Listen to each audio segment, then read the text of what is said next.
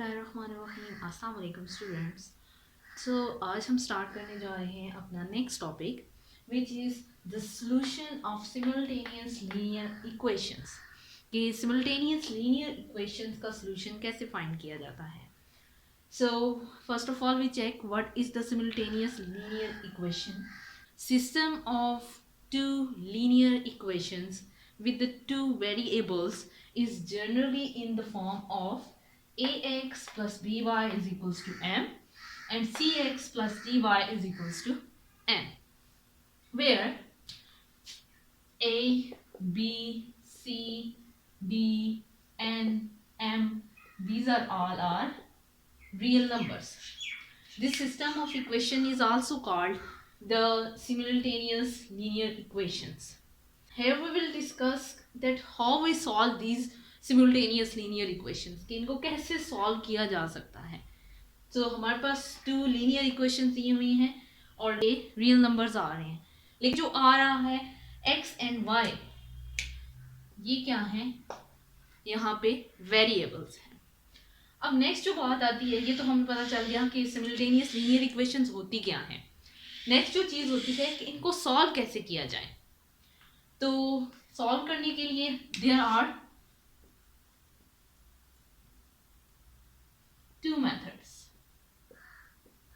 And what are that. First one is matrix inversion method and the second one is Cramer rule. तो दो तरीके हैं हमारे पास सिमल्टेनियस लीनियर इक्वेशंस को सॉल्व करने के। The first one is the matrix inversion method and the second one is the Cramer rule. So सबसे पहले हम फर्स्ट वाले मेथड को सॉल्व कर लेते हैं, इसका प्रॉपर वे विद एग्जांपल, और उसके बाद हम क्रैमर रूल को सॉल्व कर लेंगे। सो चलिए स्टार्ट करते हैं कि how to solve the matrix inversion method.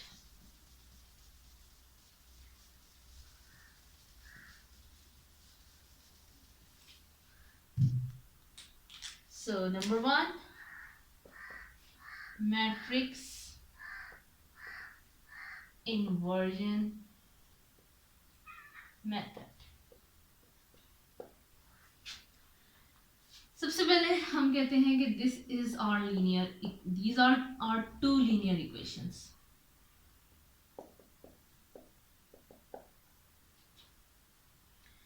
So इनको हम मैट्रिक्स की फॉर्म में लिखेंगे। इस सारी की सारी इन दोनों लीनियर इक्वेशन से जितनी टर्म्स आ रही हैं उन सबको हमने मैट्रिक्स की फॉर्म में लिखना है। कैसे लिखेंगे? सबसे पहले हमने एक मैट्रिक्स बनाना है और इस मैट्रिक्स को हम नाम दे देते हैं ए का। इस मैट्रिक्स के अंदर हमने कौन सी टर्म्स लिखनी है? सारी जो आपकी इस साइड पे अननोन वेरिएबल्स के साथ आ रही हैं, ए बी सी डी, यानी कि वेरिएबल्स के साथ जितने के रियल नंबर्स आ रहे हैं वो सारे के सारे हम अपने ए मैट्रिक्स के अंदर रखेंगे। कौन कौन से रियल नंबर्स इसके अंदर आ रहे थे चेक कर लेते हैं आप। A B C and D. So A B C and D, these are the real numbers with the unknown variables. उसके बाद इस साइड पे और क्या चीज रह गई है? हमारे पास जो रियल नंबर्स आ रहे थे वो तो सारे हमने ए मैट्रिक्स के अंदर लिख लिए।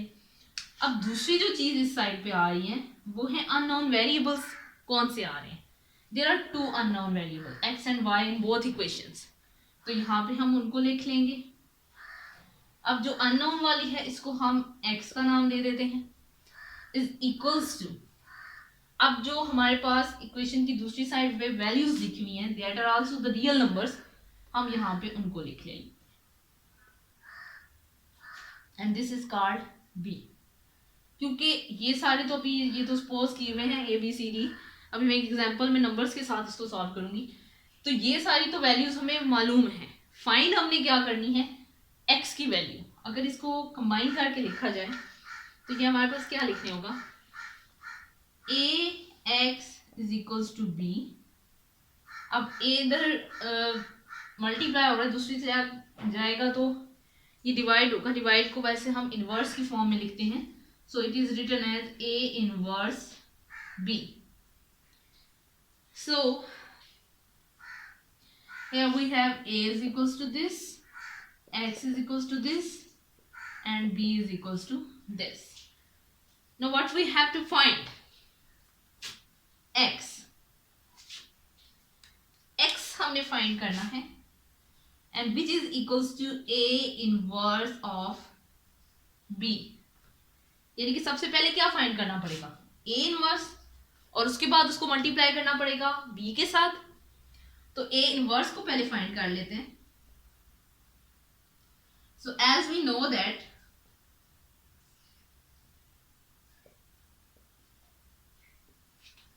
the formula of A inverse is, अभी लास्ट लेक्चर में मैंने आपको इसके फार्मूला के बारे में कंप्लीटली समझाया था कि joint, inverse, singularity, non singularity, ये सब कैसे फाइंड किया जाता है. So adjoint of A by determinant of A. So adjoint पहले हम चेक कर लेते हैं कि ए का क्या आता है. एडजॉइंट की डेफिनेशन के मुताबिक the diagonal entries change their position and non diagonal entries change their science. So A and D change their position and C and B are change their sign. And what is the determinant? The product of diagonal minus product of non-diagonals. ये आ गया हमारे पास A inverse. अब find हमने क्या करना था? X and X is equals to A inverse of B. So X is equals to A inverse की जगह हम A इनवर्स की वैल्यू को पुट कर लेते हैं, which is DA minus B and C by determinant of A की value AD minus BC. Multiply किससे हो रहा है? B से. तो ये हमारे पास आ जाएगा N and M. अब हम इन दोनों को मल्टीप्लाई कर लेते हैं, ऊपर वाले दोनों मैट्रिसेस को. तो पहले देख लेते हैं कि कंफर्मेबल फॉर मल्टीप्लिकेशन है भी कि नहीं. There are 2 columns 2 rows, so these are conformable for multiplication. क्योंकि मल्टीप्लिकेशन की आपने कंडीशन पढ़ी है कि the 2 matrices are conformable for multiplication only when the columns of the first matrices are equal to the matrix are equal to the rows of the second matrix. So column of the first are equal to the rows of the matrix. So this multiplication is possible. तो अब multiplication करनी है. Multiplication का क्या होता है? रोज are multiply with column. तो हम मल्टीप्लिकेशन कर लेते हैं कि D is multiplied with N plus minus B is multiplied with N, C is multiplied with N plus A is multiplied with M is divided with AD minus BC. चेक करते हैं हमारे पास x क्या आता है. dn plus plus minus minus bm and cn plus am and is divided with ad minus bc. इसको division की फॉर्म में लिख लेते हैं. तो वो क्या आएगा? dn. अब देखिए ये सारी टर्म इससे डिवाइड हो रही है, यानी कि पहली वाली को भी इससे डिवाइड करेंगे और दूसरी को भी इससे डिवाइड करेंगे. तो dn minus bm is divided with ad minus bc and cn minus am is divided with ad minus bc. अब जरा x को चेक करें कि x क्या चीज थी. ये क्या था? x and y. अब हम कहते हैं कि the 2 matrices are equal if their corresponding entries are equal, same and their order is same. तो यहाँ पे x और y की वैल्यू देखते हैं क्या आती है. x आ जाएगा पहली टर्म x के corresponding, तो ये आ गया dn minus bm by ad minus bc. और y क्या आ गया हमारे पास?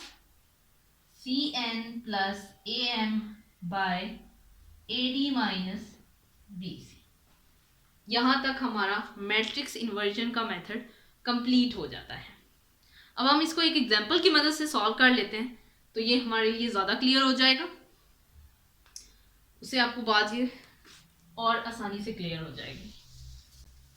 चलिए इसकी एग्जाम्पल को सॉल्व करते हैं हम।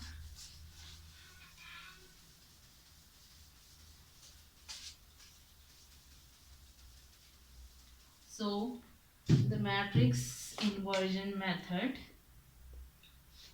गिवन हमारे पास इक्वेशंस हैं 3x plus 4y 2x minus y is equals to 4 and is equals to 3।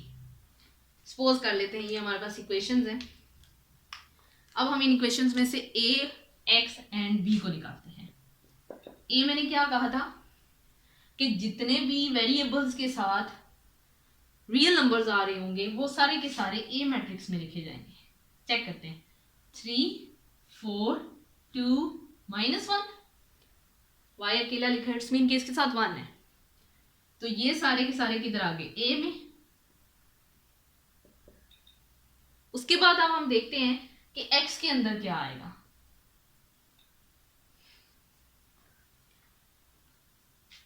x के अंदर आते हैं जो अननोन वेरिएबल आ रहे होते हैं आपके क्वेश्चन में।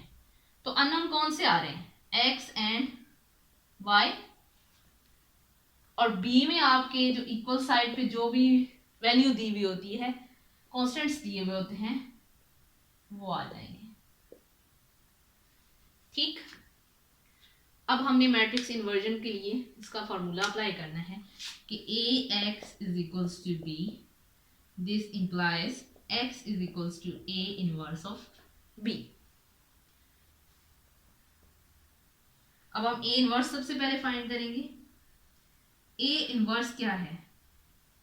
Since a inverse is adjoint of a by determinant of a। अच्छा, एक बात याद रखें, दिस इज गिवन दैट, कि आपने ये सारी चीजें साथ sense, this implies, given that के साथ मेंशन करनी है, ताकि चेक करने वाले को ये पता चल जाए कि आपने कौन सा स्टेप किस वजह से परफॉर्म किया, कौन सा फार्मूला क्यों यूज किया। तो ये साथ आपने मेंशन करना है कि since A inverse is adjoint of A by determinant of A, तो एडजॉइंट ऑफ ए क्या आएगा हमारे पास? diagonal elements change their position and non-diagonal change their sign। तो ये आ जाता है हमारे पास 3 माइनस 1 ऊपर आ जाएगा, 3 इधर आ जाएगा, ये दोनों अपना साइन चेंज कर लेंगे, divided by 3 is multiplied with minus 1। Simply यहाँ पे एक रफ वर्क में हम इसको सॉल्व कर लेते हैं कि 3 is multiplied with minus 1 minus 2 is multiplied with 4 minus 3 minus 8, and your answer is minus 11. So determinant of a is minus 11।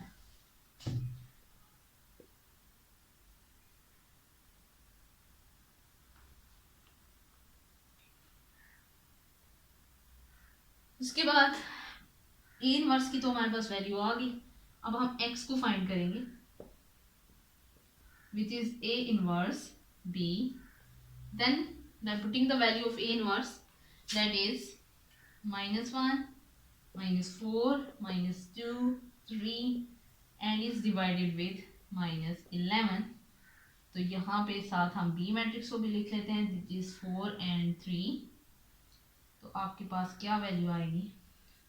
अब इन दोनों की कर लेते हैं multiplication, because the column of first are equal to the rows of the second. minus 1 multiplied by 4 plus minus 4 multiplied by 3 minus 2 multiplied by 4 plus 3 is multiplied by 3 and they are divided with minus 11। तो ये आ जाएगा x is equals to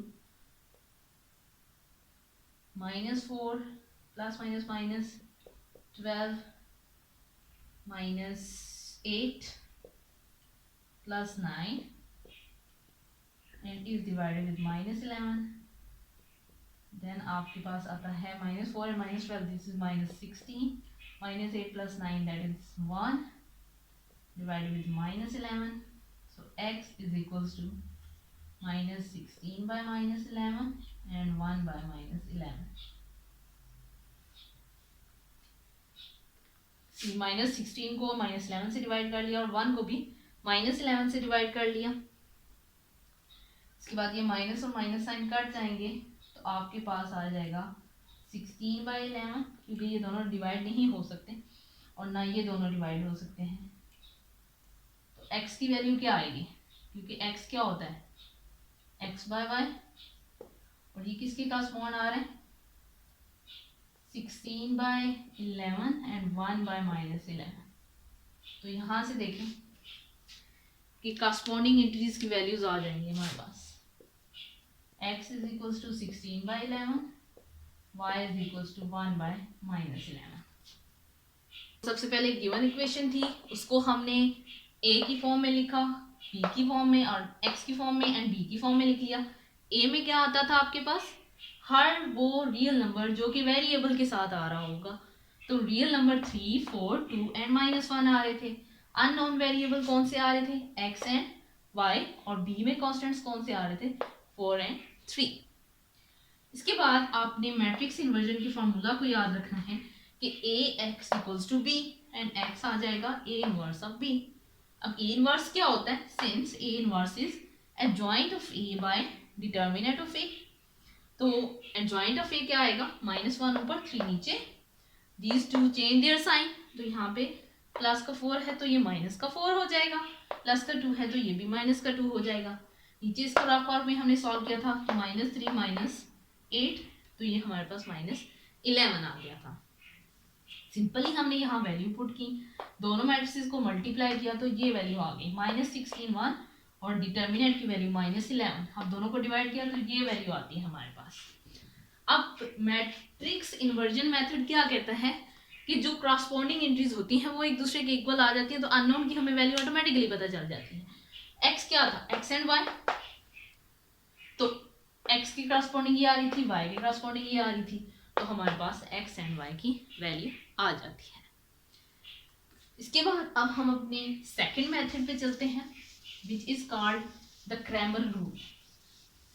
पहले हम सीखेंगे कि Cramer rule होता क्या है, उसके बाद हम उसकी एक एग्जांपल को भी सॉल्व करेंगे ताकि हमारा कॉन्सेप्ट बिल्कुल क्लियर हो जाए। ओके जी, the second is Cramer's rule. जी, द क्रैमर रूल, सबसे पहले हमारे पास इक्वेशंस,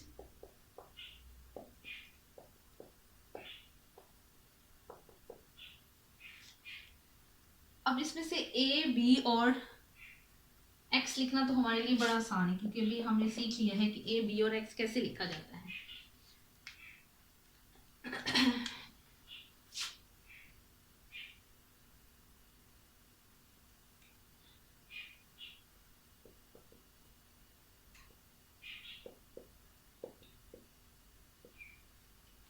a क्या होता है,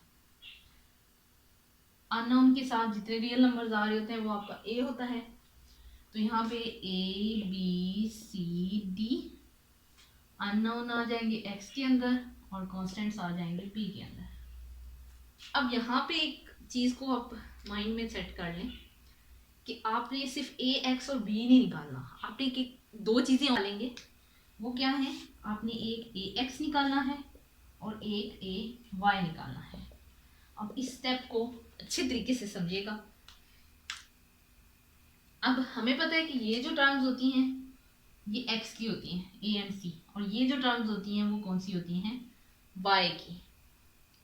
जब हम ax की बात करेंगे तो आपने x वाली जगह को खाली छोड़ देना है और y वाली उसी तरह लिख देनी है। ओके, इसको रेड कलर से रिप्रेजेंट करती हूँ ताकि आपको समझने में आसानी हो।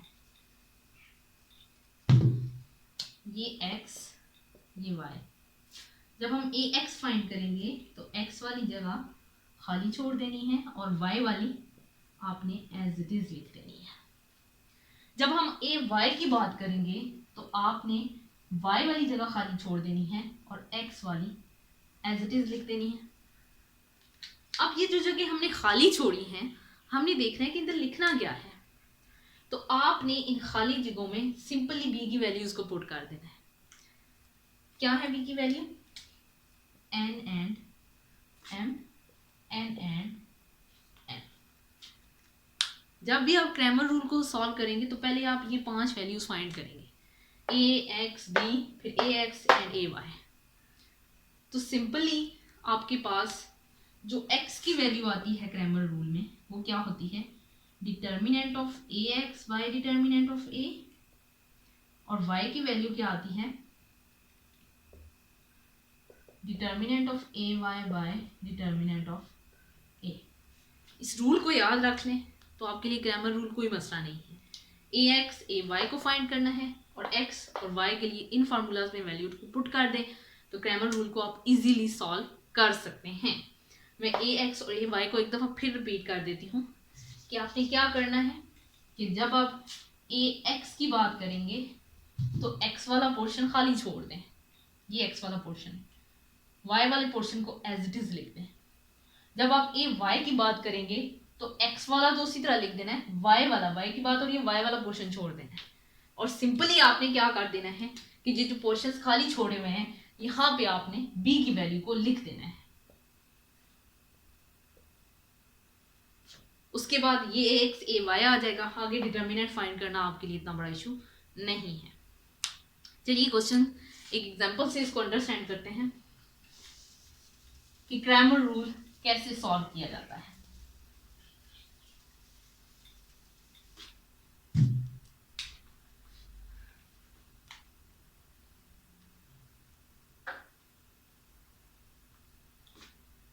सपोज आपके पास क्वेश्चन है 3x माइनस 2y is equals to 1, 2 minus 2x plus 3y is equals to 2. So we have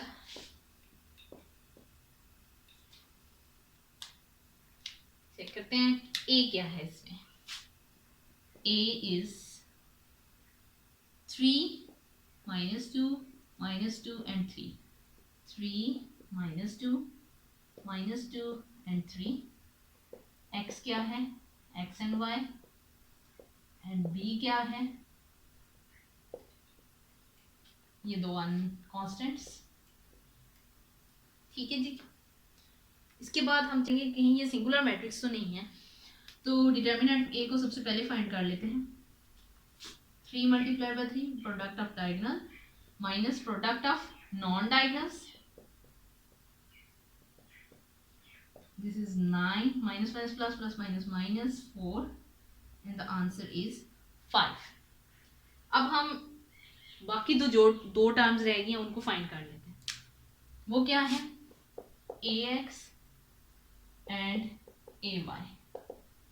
same way में जो मैंने मेथड अभी आपको बताया था कि ax और ay को कैसे फाइंड किया जाता है। ax तो मीन x वाली टर्म को छोड़ के y वाली टर्म a में चेक करें, this is the terms of x, this is the term of y। A x की बात हो रही है तो इसको छोड़ दें, वो एज इट इज लिख दें, और ए वाई की बात हो रही है तो इसको छोड़ दें और ये एज इट इज लिख दें। अब इसकी जगह क्या लिखना है, b। ठीक, यहां तक हमारे पास A X and A Y आ जाता है। अब हम determinant of A X and determinant of A Y भी फाइंड कर लेते हैं। Determinant of ax is 1 multiplied by 3 minus 2 multiplied by minus 2, 3 minus minus plus 4 and this is 7. Determinant of ay क्या आएगा, 3 multiplied by 2 product of diagonal minus product of non-diagonals, तो 6 minus minus plus 2, this is ay। तो simply अब आपका formula क्या था कि x is equals to determinant of A x by determinant of A. तो डिटर्मिनेंट ऑफ ए एक्स क्या आया आपके पास, 7 बाय डिटर्मिनेंट ऑफ ए क्या है, 5।